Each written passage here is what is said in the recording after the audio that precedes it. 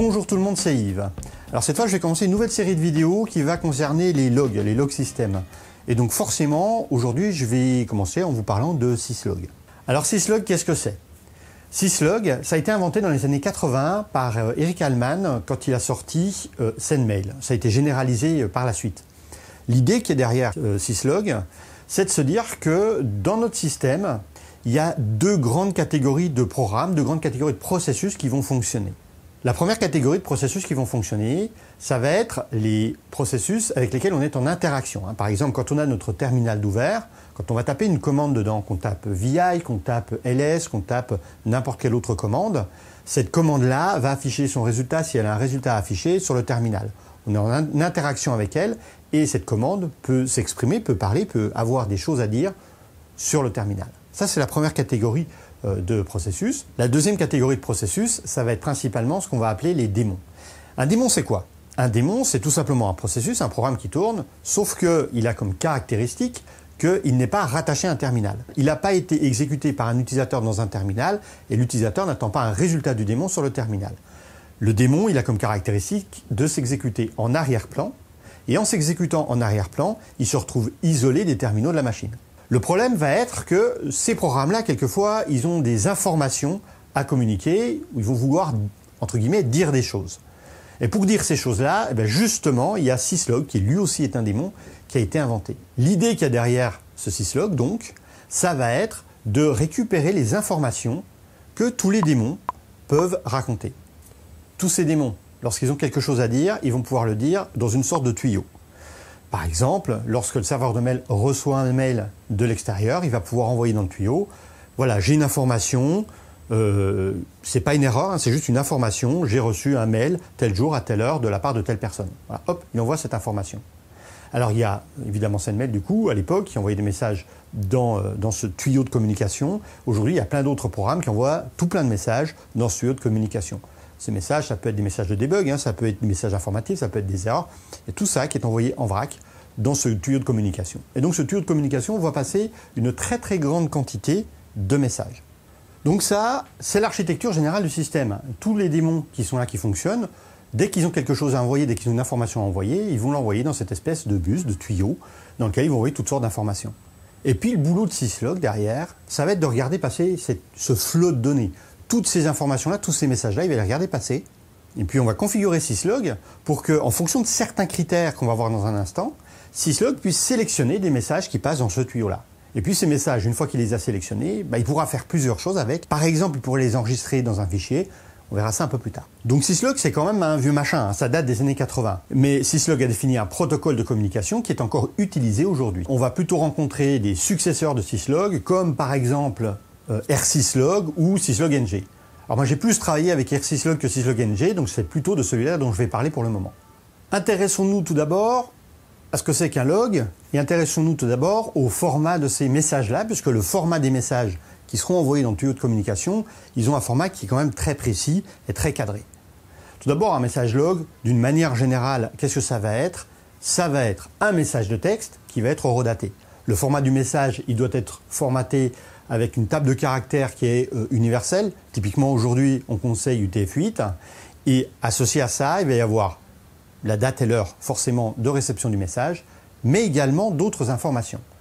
Dans ces informations, il va y avoir la provenance du message, le nom du processus, mais surtout, il va y avoir la provenance du message au sens de syslog. La provenance du message au sens de syslog, ça veut dire que syslog définit un certain nombre de catégories de messages. Ces différentes catégories de messages sont appelées des facilities. Et ces différentes facilities, il y en a 24 en tout. Alors j'ai ma petite anti-sèche pour pouvoir m'en souvenir, mais typiquement, il va y avoir une facility qui va concerner les messages du noyau, la facility qu'on va appeler kern. Ensuite, il va y avoir des messages qui sont envoyés par les utilisateurs au sens large, donc c'est les messages des utilisateurs, cette catégorie user. Tout ce qui va être géré par le mail, ça va être la catégorie mail du coup. Après ça, on va avoir une catégorie beaucoup plus générale qui s'appelle la catégorie daemon. Et la catégorie daemon, ça va être tous les démons système, tout ce que les démons qui ne sont pas catégorisés ailleurs peuvent avoir à dire. Par exemple, si jamais on configure Apache pour que Apache envoie ses messages dans syslog, il n'y a pas de catégorie Apache, il n'y a pas de facility Apache. Il va l'envoyer avec la facility Daemon, c'est la plus appropriée ici. Ensuite, on a une autre catégorie qui s'appelle Auth, qui va concerner les messages d'authentification. D'une manière générale, cette catégorie-là, on la considère un petit peu comme obsolète. Ensuite, on a la catégorie syslog, qui concerne les messages générés par syslog. Quand syslog génère un message, la facility qui serait utilisée, c'est la facility syslog. On a tout ce qui va concerner l'impression, ça va être la catégorie LPR. Tout ce qui va concerner le mécanisme NNTP et le protocole NNTP, c'est le News Network Transfer Protocol. C'est assez peu utilisé aujourd'hui, mais c'était pas mal utilisé à l'époque, et donc du coup, il y a une catégorie dédiée. Aujourd'hui, on le rencontre très très peu. Tout comme la catégorie UCP, pour Unix to Unix Copy Protocol, qui était un protocole qui était utilisé quand on n'était pas connecté en permanence à Internet et qui nous permettait d'envoyer des messages, de recevoir des messages de façon asynchrone. Ensuite, on a la catégorie cron, qui est le démon qui va permettre d'ordonnancer des messages. L'ordonnancement des messages, c'est lié à la cron tab. J'ai déjà fait une vidéo là-dessus, je vous mettrai un lien en haut pour que vous puissiez aller voir si vous ne l'avez pas déjà vu. Ensuite, on a la catégorie qui est liée à l'authentification et à la sécurité, qui cette fois est très utilisée, qui s'appelle Auth-Priv. On a une catégorie qui est FTP pour le protocole FTP et pour le démon FTP. Et puis une pour le démon NTP, le Network Time Protocol, qui permet de gérer le temps. Ensuite, il y en a que j'ai rencontré beaucoup moins souvent, qui s'appelle Security pour tout ce qui va être lié à la sécurité, Et puis Solaris Cron, puisque ça a été développé sur Solaris, celui-là qui est le démon Cron de Solaris. Et enfin, il y en a 8 autres, qui sont Local 0, Local 1, Local 2, Local 3 jusqu'à Local 7. Et c'est tout. C'est important de savoir que c'est tout. Donc pourquoi est-ce que je vous les ai énumérés? Je vous les ai énumérés parce que quand un démon émet un message sur ce tuyau de syslog, ce démon-là, il émet un message forcément à partir d'une de ces catégories-là. Il doit en choisir une là-dedans pour émettre son message. Et ces catégories-là vont servir de filtre pour savoir quel message extraire du tuyau. Alors le problème, c'est que si jamais j'extrais les messages comme ça en vrac, qui viennent de toutes ces catégories-là, ça risque de faire beaucoup de messages. Et surtout, je risque d'être noyé dans des messages qui n'ont pas vraiment d'importance pour moi. Pour éviter ça, associé à la provenance du message, à la facility du message, il y a également le niveau de gravité du message, le severity level en anglais, donc le niveau de gravité du message, en gros l'importance du message.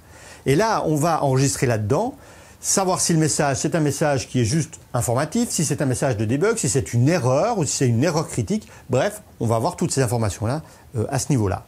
Et les différentes catégories, les différentes importances qu'on va pouvoir rencontrer, la plus grave, je vous les donne par ordre décroissant, ça va être emergency, qui veut dire en anglais urgence. Donc la catégorie emerge, c'est une urgence. C'est utilisé quand on est dans une situation où le système ne peut pas continuer, le système est bloqué. Il y avait également panique, qui est du même niveau. Panic ou emergency, c'est du même niveau, ça veut dire la même chose. Normalement, panique, on ne doit plus le rencontrer, mais en fait, c'est un synonyme. Ensuite, la catégorie juste en dessous, c'est alerte. Alors, alerte, c'est quoi? C'est que le système peut continuer, mais il va être important que l'utilisateur ou que l'administrateur fasse une action le plus rapidement possible pour que tout puisse continuer à fonctionner. Après, on va avoir crit comme critical, c'est une erreur critique. La différence avec alerte, c'est que l'erreur critique concerne plutôt les erreurs liées au matériel. Alors les erreurs critiques, ça peut être au niveau du disque dur ou ça peut être au niveau d'un autre matériel par exemple. Ensuite, j'ai error. Error, c'est un démon qui génère une erreur. En général, l'erreur, elle est fatale pour le démon, ça veut dire que le démon va s'arrêter.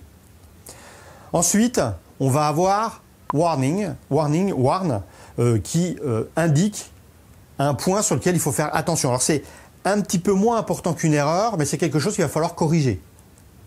Ensuite, j'ai les messages de type notice. Les messages de type notice, tout se passe bien, il me dit juste ce qu'il est en train de faire. Juste en dessous des messages notice, il y a le message info, le message informatif. Alors il en dit un petit peu plus que les messages de notice, mais je dois vous avouer que la différence entre les deux, pour moi, me paraît quand même assez ténue. Et enfin, la catégorie la moins importante, ce sont les messages de debug. Les messages de debug peuvent être très verbeux. En général, on va les activer quand on va vouloir configurer le système pour voir si tout se passe bien, si tout se passe comme on le souhaitait, comme on l'avait pensé à l'origine. Alors du coup, avec toutes ces informations-là, ce qu'on va faire, c'est qu'on va aller faire un petit tour dans un fichier de syslog. L'extrait du fichier que je vais vous montrer maintenant, c'est pas un fichier c'est l'extrait, juste un petit morceau d'un fichier de r6log, puisque c'est celui que je vais utiliser. Donc ça va être le fichier /etc/r6log.conf.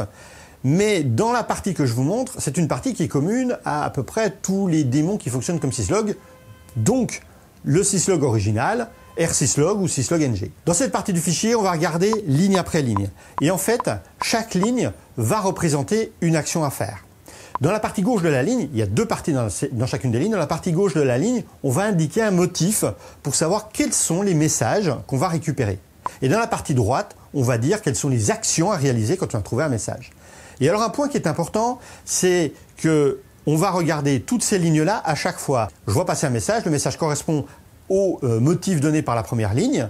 Eh bien, on va faire ce traitement-là, mais on va également regarder si le message correspond au motif de la deuxième ligne, si le message correspond au motif de la troisième ligne, etc. Ce qui va faire qu'on va pouvoir retrouver le même message de syslog, le même message envoyé sur ce tuyau de communication de syslog, à plusieurs endroits, avec plusieurs actions possibles dans la deuxième partie du fichier. Alors ici, je vais commencer un petit peu simplement. On va définir, pour choisir un message, les deux éléments importants qui sont 1. La provenance du message et 2. L'importance du message.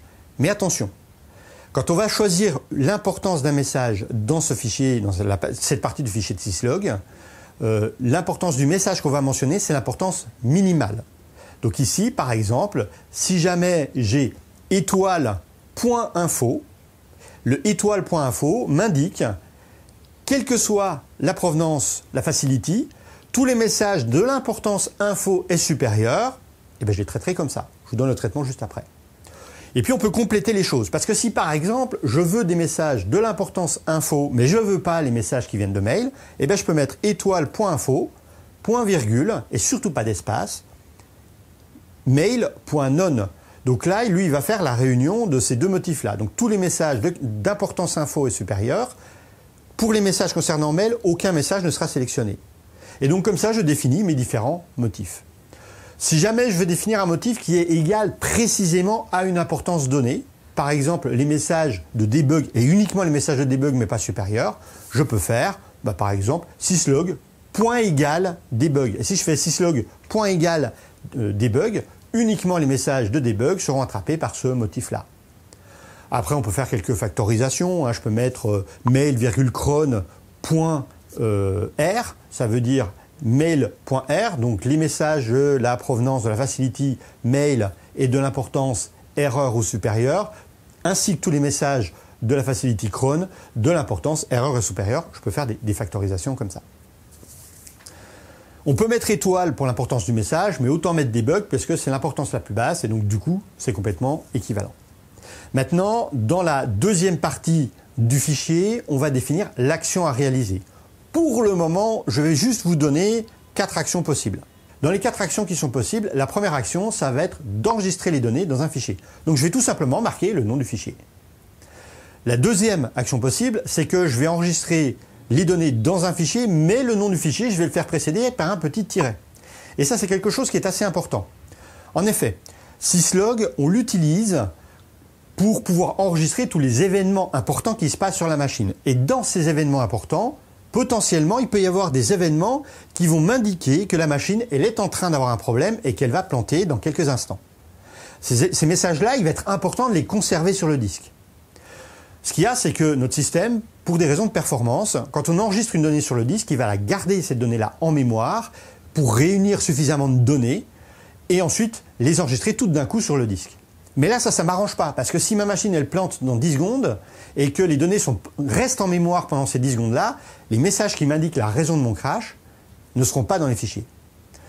Et vu que syslog a quand même été pensé dans cette idée-là, chaque fois que syslog reçoit un message qui trouve une correspondance avec le motif du message dans le fichier, il va enregistrer les données dans le fichier et il va immédiatement vider le buffer, la mémoire liée à ce fichier-là. Il va écrire en quelque sorte de façon synchrone dans le fichier. Le problème avec ça, c'est que ces écritures-là sont extrêmement lentes et donc du coup, dans certains cas, ça va poser des problèmes de performance. Et notamment quand on n'enregistre pas des informations qui sont critiques.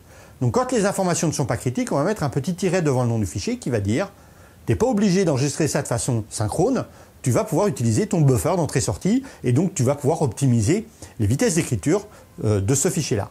Et c'est typiquement ce qu'on fait par exemple quand on a des messages pour le mail. Les messages pour le mail, le fait que Pierre vient de recevoir un mail qui indique le bon fonctionnement du serveur de mail et puis qui donne cette traçabilité-là, ça va être enregistré en utilisant ce buffer-là. Parce que ce n'est pas une information qui sera enregistrée qui va me permettre de diagnostiquer un crash de la machine.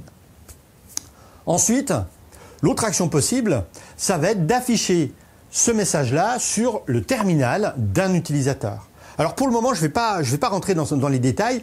Si jamais on met une étoile en termes d'action, ce qui va se passer, c'est que quand un message correspond au motif qu'on a donné, alors ce message-là, paf, il est affiché sur tous les terminaux qui sont ouverts sur la machine. S'il y a 5 utilisateurs connectés en ligne de commande avec des terminaux ouverts dessus, ils vont voir apparaître ce message-là dans leur terminal. Peut-être que ça vous est déjà arrivé. Si vous étiez connecté sur un système Unix, c'est que le système a été arrêté. Vous avez dû avoir un message qui apparaissait dans le terminal en disant « le système va s'arrêter dans 5 minutes ». Ce message-là, c'est Syslog qui l'a envoyé à tous les terminaux ouverts. Voilà. Et enfin, la dernière action possible à partir d'un message qui a été sélectionné à partir de ces motifs-là, cette dernière action, ça va être de prendre le message et de l'envoyer dans le tuyau d'un syslog d'une autre machine ailleurs sur le réseau. Et ça va être très pratique quand on va vouloir centraliser les logs de tout un parc de machines. Alors, dans cette première partie pour les logs, je voulais tout simplement vous faire une petite introduction sur ce que c'est que Syslog, parce qu'il est absolument critique dans les systèmes, et comment ça fonctionne avant qu'on mette les mains dedans et qu'on commence à jouer un petit peu avec. Alors j'espère que vous avez trouvé cette vidéo intéressante. Si c'est le cas, n'hésitez pas à la partager, n'hésitez pas à mettre un pouce, n'hésitez pas à mettre un commentaire. Si vous voulez soutenir un petit peu la chaîne, vous pouvez rester à la fin de la vidéo. Il y a une publicité qui va s'afficher. Si vous voulez soutenir la chaîne, vous pouvez regarder la publicité. Vous n'êtes absolument pas obligé. Je les ai mis à la fin pour justement ne pas embêter les gens. Il n'y en a pas au début. Si jamais vous souhaitez discuter avec nous retrouver, il y a un serveur Discord. Évidemment, les informations sont dans la discussion. Et puis moi, je vous dis à la prochaine pour une nouvelle vidéo. Ciao les geeks!